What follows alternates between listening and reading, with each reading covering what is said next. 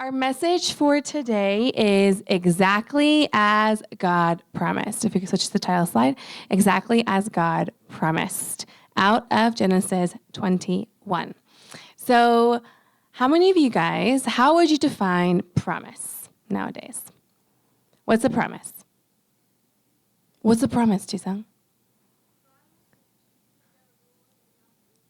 Okay, so it's keeping what you say you will do and doing what you say you'll do, right? Okay, so if I promise Jisung, if is the key word, if I promise Jisung, I'm gonna give you $500 for blinking your eyes 5 times. And if he blinks his eyes 5 times, what do I have to give you, Jisung? $500. But I said if. I didn't actually do it. Okay. So, like, whatever we say we're going to do, we're going to actually do.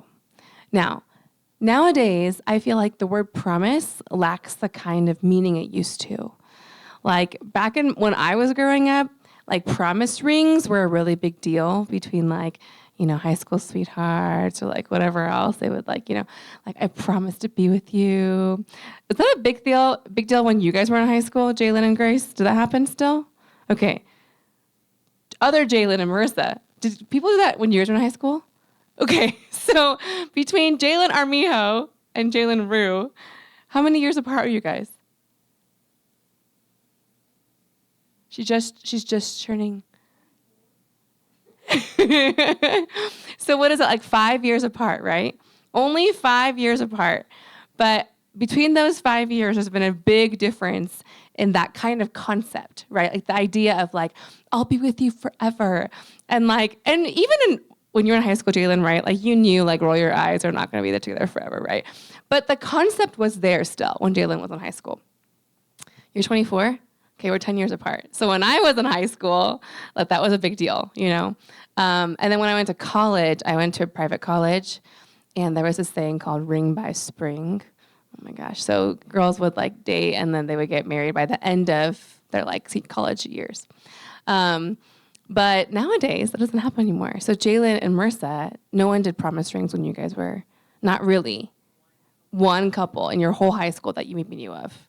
Okay. So it's not a very common concept to I'm going to promise to be with you forever.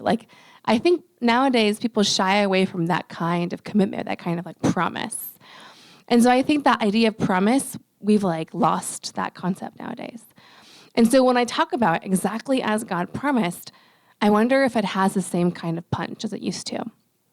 Because here, remember in our story with Abraham, he's been waiting now almost 25 years for this promise of God. That's older than Jalen, okay? And so been waiting for almost 25 years for God's promise to come to pass. And so today's passage is really important because this is 25 years of waiting, 25 years of some doubting, 25 years of wandering off the path of God, 25 years of heartache and waiting and discouragement, all leading up to this one chapter today. Now, what does this have to do with you? The majority of you aren't even 25 years old, and so you don't even know what it's like to wait 25 years for something. Caitlin is 12. So you said 21? Just kidding. To me, it looks like 21. 12 years old. So she's half of 25.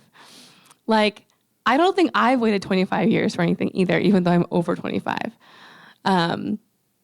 It's hard to think about that concept. But think about the idea of waiting.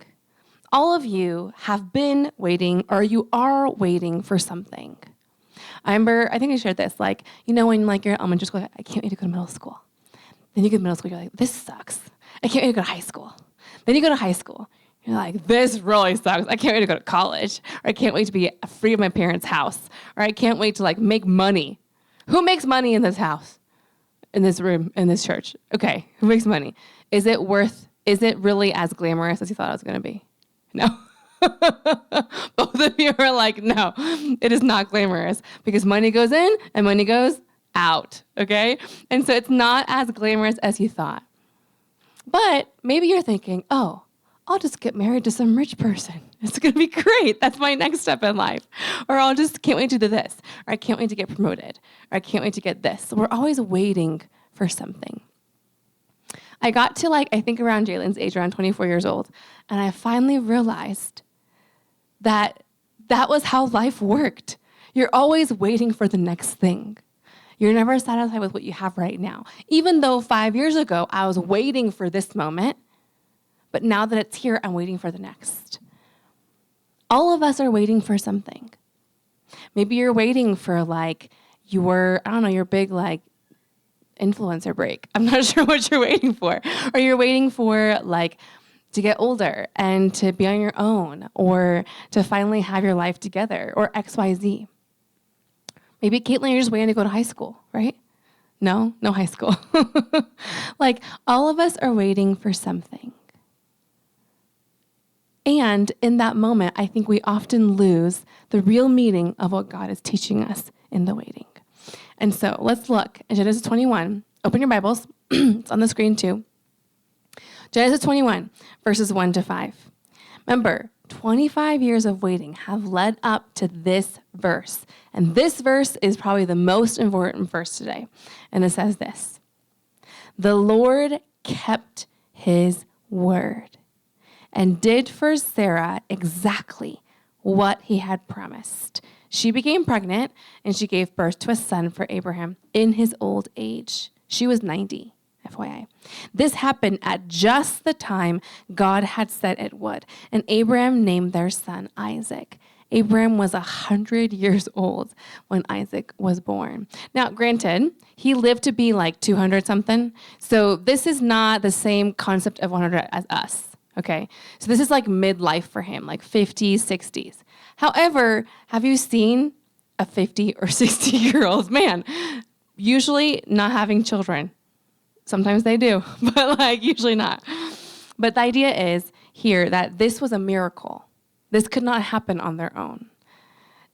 Sarah at this point has had menopause. She can't actually have children, technically. And yet here she is giving birth to a son that God promised. And so it's not because of Abraham's obedience. It's not because he's the best man. All of these things about Abraham gets glorified to be this amazing father of faith. And he is. But we have seen week after week that he has often failed that standard. He's often screwed up. He's often come back to God. That's what made Abraham unique, is that when he fell, when he failed, when he disobeyed, when he doubted, he still went back to God. I think that's the most important takeaway in Abraham's life. It's not if you're going to fall away from God, it's when. Because that's the reality of life, is that we all are prone to wander. But does that mean you're oh, Stacy, she told me I could wander? She gave me permission from the pulpit to wander, because we all do. So I'm going to wander really hard. That's not what I'm saying, okay? That's not what I'm saying. What I'm saying is we are prone to wander. And when we wander, the most important thing is going back to God. And that's one thing that Abraham did well, is he went back to God well. And so it's not because that Abraham did something good. It's because God promised he would do it. And that's why it came to pass exactly when he said it would. When Abraham and Sarah got married, which was many years before this, because they got married young at that time, they probably never imagined their life would unfold this way. They probably never imagined we would have our first kid at 190. That's not what they imagined. And yet, it was in God's perfect, exact timing, just as he said it would happen. Now, how does that apply to us today? I'm not saying wait to be 190 to go have kids, okay? What I'm saying here is that oftentimes God's timing is not our timing. I'm going to repeat that. That's important. God's timing is often not our timing. So think about something that you have in your mind right now, okay? You don't have to tell anybody, but maybe it's your next promotion, or maybe it's your next, getting to drive. Or maybe it's a new job, whatever it may be. Getting a boyfriend, getting a girlfriend, whatever it is. Your next thing you're waiting for. Somewhere in your mind, you have a timeline, right? Maybe it's not really concrete. Maybe it is. You're by 2024, I will have. Okay, well, that's 2 months from now. So the point is, all of us have some kind of unspoken timeline of what we want, what we think. But God's timing is often not always our timing, because things take a different amount of time with him, because he's often creating trust, surrender, and faith in us. Imagine, I have a child who is 6. He's going to be 7 in 2 weeks, okay?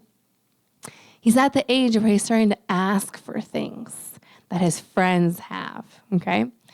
And he'll be like, well, why can't you just give me this?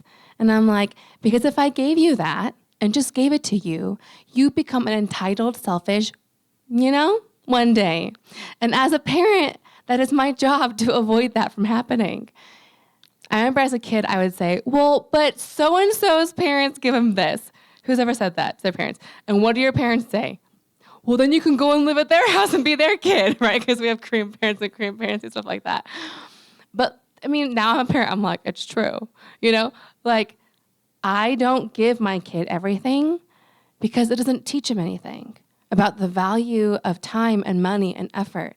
And those are things that I want him to know at an appropriate age, at 7, In the same way, if God just gave us everything and anything you wanted all the time, what would that make you? An entitled, selfish, fill in the blank is what you would be. And God, as a good father, doesn't want that for you either. But how many times are you like, oh, God, I'm so mad at you because, you did not give me this thing that I'm asking for. You are dead to me. How many of us do that? We often do that, not realizing the bigger picture, asking instead, why is God having me wait? Why is God not letting these things happen? Because he's still good, and he's still real, and he still has a plan. So there must be a plan. There must be a reason. There must be something God is teaching me. Because the real issue is not with God. When we're waiting, when we're impatient, the issue is not God. We often point to him and blame him, but it's not. You know what the real issue is? It's us most of the time. It's us. Because we're not ready to trust him often. Most of us. We're not ready to have that kind of faith. But you're like, I want to have that faith. Great. Maybe that's why he's making you wait. Because the only way to grow that faith is to wait and to have trust and to know that he is there. The answer is to wait in him and his timing because he is good. God is faithful always. The question is, do I have faith in his faithfulness? He is always faithful, always. The world will tell you otherwise. Your mind will tell you otherwise. Your circumstances will tell you otherwise. Your best friend who talks too loud is going to tell you otherwise, okay? But the reality is he is faithful. He is good. The issue is not with him. The issue is often with us. Do I have faith in his faithfulness? Now, if you've never experienced anything, then you're not going to know for yourself, right? Who's the kind of person who everyone's like, just learn from my mistakes, don't make them. And you're like, no, I need to make my own mistakes because that's how I learn, the hard way. There's probably some of you in this room like that. But the reality is, if we don't know God's trust, if we don't trust him, if we don't have that experience with him, then that back row is the back row as all of you guys who have learned that way, apparently. But the point is, where was I? Okay. If I don't have my own experience with God, I'm not going to know him for myself. Does that make sense? It's the same way. If I've never actually put myself on a limb with him, if I've never actually trusted him with something and really waited 25 years at least, okay? So you have to wait. I'm just kidding. But the point is, if you haven't really actually waited, then you don't actually know for yourself that he's real and he's going to answer you. You don't know that. And you have to have your own experience of that. You have to have your own experience of that. So those of you right now who you're in a season of waiting and it's hard. You're like, I'm just waiting for this next big thing to happen. Or I'm waiting for this job or college. Or I'm waiting to finish college. Marissa's like, get me out of college now, right? Whatever it is. All of you are waiting for something. And I want you to ask, instead of being like, God, this waiting is hard, asking him, God, what am I supposed to be learning? What are you actually showing me through this waiting? What are you actually teaching me? How will this help me trust you more? Because without this experience, I can't trust you more. I need to learn for myself how to trust you. And so here we are with Abraham. He's finally experienced the one thing he's waiting for. Can I let you in on like a life secret, okay? Life secret. Here's life secret number 1. You know that one thing you're so waiting for your whole life when you're like, 12, 24, you all have that one thing, right? And you finally get it. And you think when you finally get it, your whole world's gonna change and everything's gonna be magical. You're gonna wake up like it's a Disney movie and it's gonna be like singing and birds everywhere. Can I tell you a secret? Even when that wonderful thing happens, that doesn't happen. Life doesn't work like that. We're excited for a moment, but then we forget about how hard we worked to get here, or we take it for granted. All of us do that, all of our lives. So here's Abraham. Isaac is finally born. In verse 8, Isaac's grown up and he's about to get weaned. Okay, weaned is they're breastfeeding. No formula then, so he's no longer breastfeeding. So they say between 3 and 5 years old is when they stopped breastfeeding in that time, which is crazy. So Abram prepared a huge feast to celebrate because it's he's an adult, or not adult, but he's his own human being now. And Sarah saw Ishmael. Remember Ishmael, the older son with Hagar, the Egyptian servant. That wasn't God's plan A, but they took matters into their own hands. That happened. And so Ishmael was making fun of her son Isaac. So she turned to Abraham and demanded, get rid of that slave woman and her son. He is not going to share the inheritance with my son Isaac. I won't have it. Okay. This is why you don't have more than one wife. Okay? Because you're going to have lots of trouble. But the point being, Isaac is 3 to 5 years old. Ishmael is 13 years older. And so here he is with God. When Hagar, remember a few weeks back, we talked about how Hagar was in the wilderness when she was pregnant because she got thrown out of her house. And God spoke to her. He's the first person that showed up in human form, pre-incarnate Jesus came and spoke to her and said, I will take care of you. Your son will be Ishmael. He will be like a wild donkey is what he said. He will be against all of his brothers all the time. And we're literally seeing this happen right now with these two brothers. Now, what's interesting is that from Ishmael came the whole Arab nation, and from Isaac came the whole Jewish Hebrew nation. And as we know nowadays, even now, today, in this very moment, there's war going on between those two groups, right? And oftentimes I think the church takes the side of Israel, which makes sense because those are God's chosen people. And yet we often forget in Abraham, we see the story of how both sons came to pass. Now, Ishmael was a son that was not God's original plan. Ishmael was a son that came out of Abram and Sarah taking matters into their own hands. They messed up. And they're like, oh, we have to do it. We have to fix it. So they take their matters and then they mess it up. They're like, oh, God, you take care of it now. We made a mess, you take care of it. But he actually does take care of it. And he says, Ishmael will not die. He will also be a great nation. I will also watch over him because he's Abraham's son. Even if it's not the son that I had planned, you took matters into your own hands, but I still care for you and I still care for him. And I think we often get polarized into whose side we're on, when the reality is that God created and loves both. He has a special plan for each one that's different. And yet, these are two brothers that God has said they're going to be against each other. But I care and I will watch after both. Now, here's the thing. Ishmael was a product of Abram and Sarah taking matters into their own hands and playing God for themselves. Now, when you and I play God, it never works out. Actually, it did, technically. It did work out. There was a son that came from it. But it wasn't God's perfect plan. And with that came a lot of consequences and a lot of brokenness. Literally, we see that brokenness even now, thousands of years later, carried on in our world today. Do we see the ramifications of what happened when Abram and Sarah took matters into their own hands? It literally still impacts us now. Like, I know that seems really like crazy, but that is the reality. This happening then is literally impacting us today, now, in this world. Now, Abram, yes, different story because he's a different kind of man. But the point is, God always does forgive our mistakes. However, there are still consequences to our mistakes. That's how God works, always. He always forgives. He always heals. He always redeems. He always makes you new. But there will always be consequences too.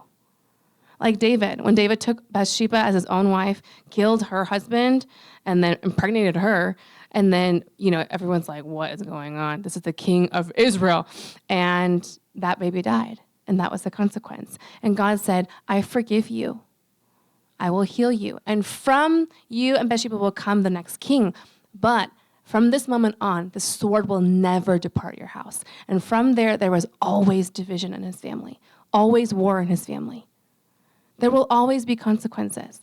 So what I'm here to say is not like, oh, you know what? You do you, boo. Whatever you want to do, it's fine.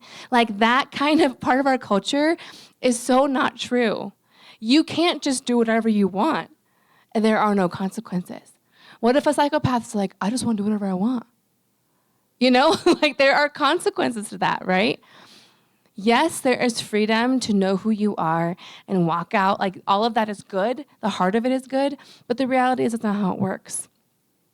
The same thing with God. God has mercy. God is kind. He is gracious. He will wait for you for a long time. But the longer you wait to obey God, the more there will be consequences that you still will have in your life. Do you hear what I'm saying? When God speaks to you something very clear, I'm not saying like something that you're not sure about. That's okay. That takes time to unfold. But when God says something to you and God speaks something to your life, the longer you take to say yes, the more there will be consequences to that. The more that you will face harder things from that. So, this is not about choose your own adventure. It's about choosing God, saying yes to him. Because the more you delay, the more there's going to be a chance that you'll walk away. And the more there's a chance there'll be consequences. With Abraham and Isaac, they paid a high price for this. We pay a high price for this in our world. So, it's not just like, oh, let's all obey God, yay, the end. No, like really, let's all obey God. Because the more you and I obey God, the less we face the consequences of those kind of actions. So here we see in verse 11. Now, what kind of dad wants to hear, like, get your son kicked out? Like, he was upset. And so here he is in verse 11. But God told him, do not be upset over the boy and your servant. Do whatever Sarah tells you, for Isaac is the son through whom your descendants will be counted.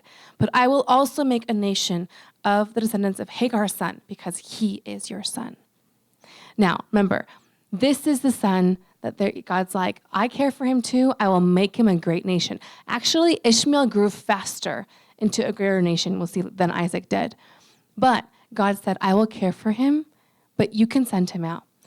Remember, it was Sarah who said, let's do this. And Abraham was like, okay. And then came all of this mess.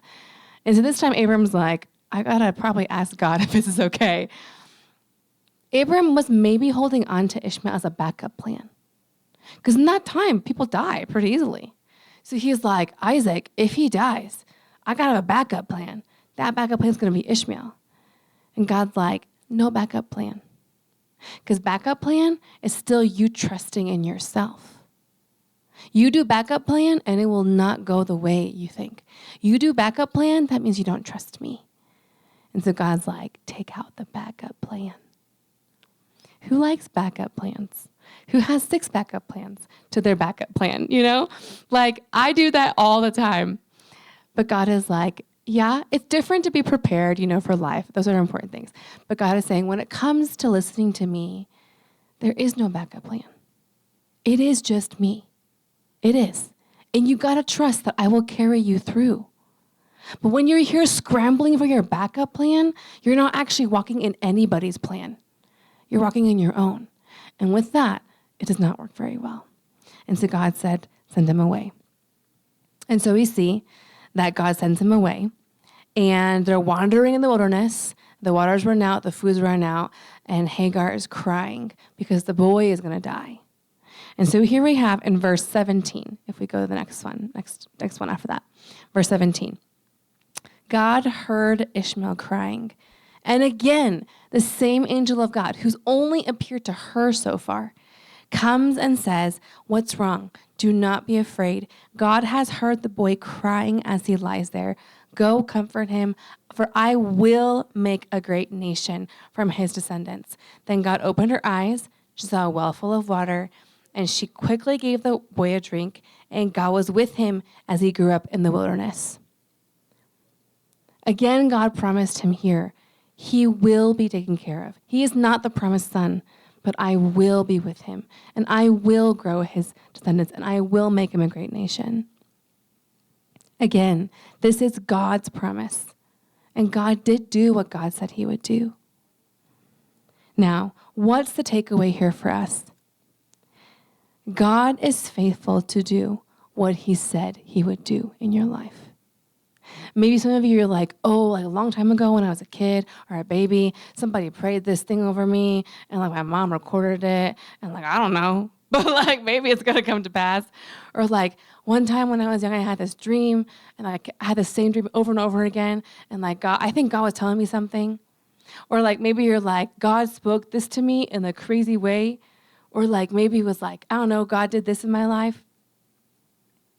Whatever it is, I do believe every one of you has a promise over your life, whether you know it or not right now. When you were born in your mother's womb, when you were still a little webby little thing with like, do you guys know babies look like Mierchi? When they're like 8 weeks old, that's weird, okay? Like, I've had lots of ultrasound with my kids, and Chisung at 10 weeks looked like a little monkey. He was very cute, okay? And he's like a monkey, like this big little monkey. When he was a monkey in my womb, okay, and he was this little thing, God knew exactly what his name would be, exactly what his plan for his life would be, exactly what God's called him to be. Each and every one of you, God has a calling and a purpose in your life. All of you. And God is saying, I will be faithful to fulfill what I said I will fulfill.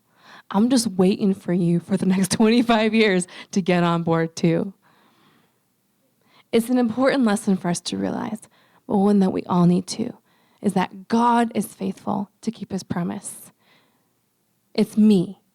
It's me in the waiting and the faith and the trust that has to grow. Can another praise team come up? Can we all stand? And can we get the lights, Caitlin, for me? Thanks. We're going to sing this last song, Gratitude, and it's one of my favorites. But I think the fastest way for us to realize that God is with us is to thank him for when he's with us. Because we can all try to nitpick, like God was not with me then, God was not with me with this. And yes, there are actually really hard things some of you have gone through that you wonder how God could have been present in that moment. And that is very real. And at the same time, I do believe that God has never left any of us alone, ever. And so even if we cannot see it, even if we do not know it, together today, I want us to pray and to declare gratitude before God, that he is good. So let's sing this song together.